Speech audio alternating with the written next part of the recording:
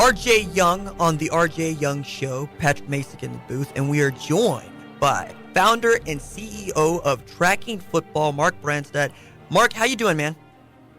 Good. How's it going? It's going, brother. I actually just put in a request with you, and you were so kind to oblige because I had this, itch about who are the fastest guys playing college football.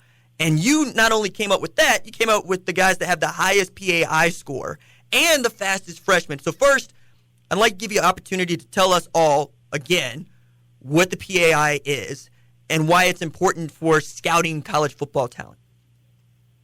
Gotcha, yeah. Well, first, Tracking Football, we're an NCAA-compliant scouting service. And basically what we do is we gather athletic information on football prospects across the country. Mainly what we gather is track and field information.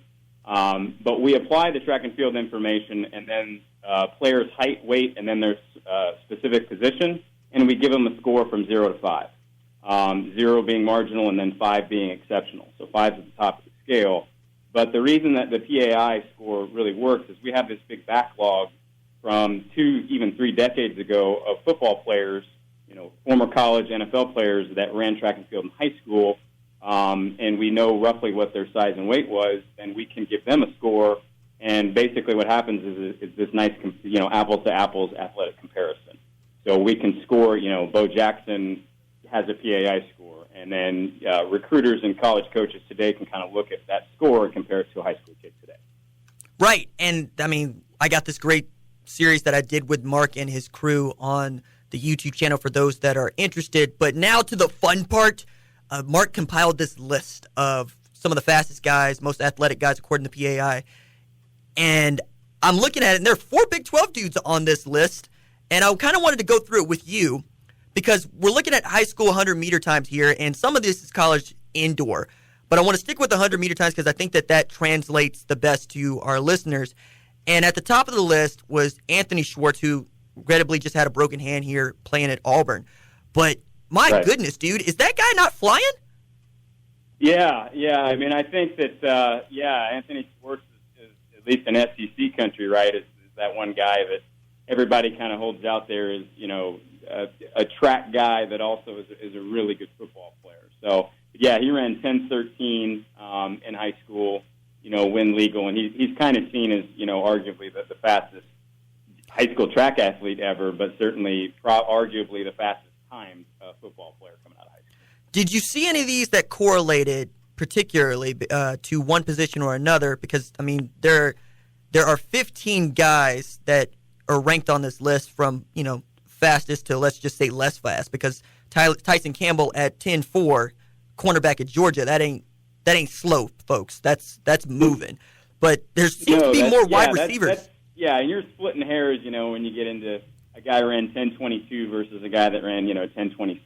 It's, literally beating a guy by a foot or two, in the 100 meters. So to your point, these guys are all just flying. And, some of the guys on this list, have already kind of really showed out and are kind of brand names already, and other guys maybe aren't so well known. But really the guy that, because I get asked sometimes, okay, who's kind of maybe in Anthony Schwartz's realm? Well, a guy named Javelin Guidry out of Utah, he's a corner.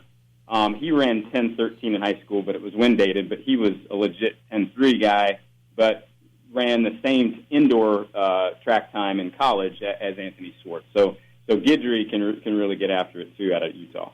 Right, and we're looking at this list, and I'm going to go through it really quickly and then ask you a couple more questions. But number one is Anthony Schwartz, who ran 10.13 in high school. Guidry, as you mentioned, out of Utah, 10.13 win-aided.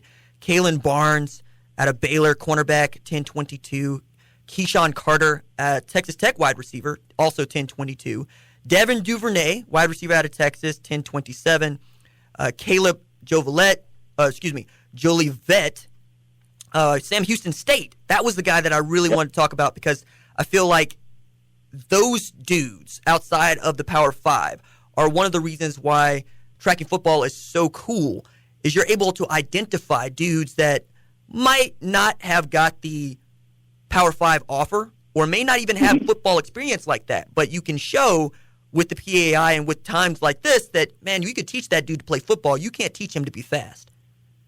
Yeah, exactly. And I think a guy like Caleb, if I'm not mistaken, I think, he returns kicks as well and, at the FCS level. And I think that they're looking to incorporate him a little more into the offense. And, he's not a physically a very big player, but I think with that speed, they're looking for ways to plug him in the game. And, a guy like Rondell Moore, who's not on this list, but, Purdue used him as a true freshman, and he's definitely track fast too, but he's one of those guys that certainly it translates to the field. But, yeah, that's kind of what is interesting, I think, about our service is we're able to bring kind of guys that, maybe weren't the 4- and 5-star guys, maybe didn't even have any FCS offers, and we can kind of show that, hey, these guys have some physical value, that these coaches and staffs might be able to apply. And then looking at this list of freshmen that you included, I see Tyler Owens at the top of the list, and this was bolded for me, but he's got a 5.0 PAI, he's got a 10.2 900 meters, and you put in the notes over here, weighs over 200 pounds. Is that not ideal? Yeah, Tyler Owens is kind of one of those, and I know in Texas football country, they're awfully excited about him. He truly is a freak, and he'd be one of those guys that was a 5.0 PAI, top of the scale. He's got the height, he's got the body type for the safety or corner position too. But he ran a legit 10.29 at well over 200 pounds. You can see it on YouTube. It's very impressive, and it's amazing to see a guy that big running that fast.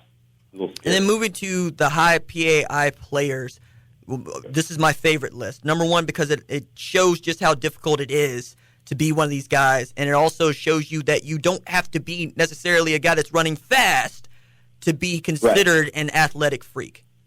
Right, exactly. Yeah, and it's what's cool about our PAI scores, it's across positions, so offensive tackles, guards, centers, defensive tackles, all these guys get scored. Most people, when they think of track, they think of the 100 meters and stuff. But remember, there's all these field events, there's throws that a lot of the non-skilled players participate in. So, we're able to kind of score them as well.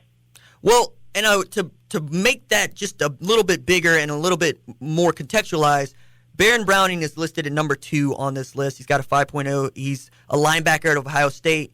He ran 10.97 in the 100 meters at 220 pounds, which makes him faster in high school than Jerry Jeudy, who won the Biletnikoff Award at Alabama playing wide receiver. That's bonkers. Yeah. In fairness to Jeudy, and I put something out on Twitter the other day about it, I think Jeudy only ran as a freshman, or at least his 100 time was from his freshman year in high school. But, yeah, to your point, Baron Browning is just a freak and, ran sub-11 at 220 pounds. I'm sure he looked like an absolute freak running down the track. But, yeah, that's just an example of what kind of linebackers are at Ohio State, right? No, 100%. And question that I wanted to put to you, because last time we spoke, you're still compiling data. You have more than 30 FBS clients that look to you to help them identify some guys that might have an opportunity to help them play. Is there a guy that you came across where you looked at the data and you looked at him and you said, wait, really? Do we have that right? Yeah, it happens quite a bit. Even on this list, I think one guy that I'll kind of point to is that Clemson was a client, and admittedly, they kind of have a very different way of recruiting, and they do a tremendous job. But a guy like Isaiah Simmons, who is a linebacker for them, he's a 5.0 PAI. I saw it, and I had to think it was a misprint or a mistake.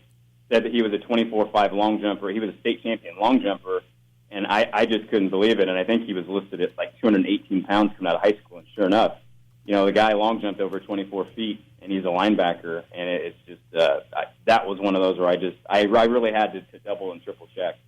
No, and they had to drop him down from safety because he outgrew the position.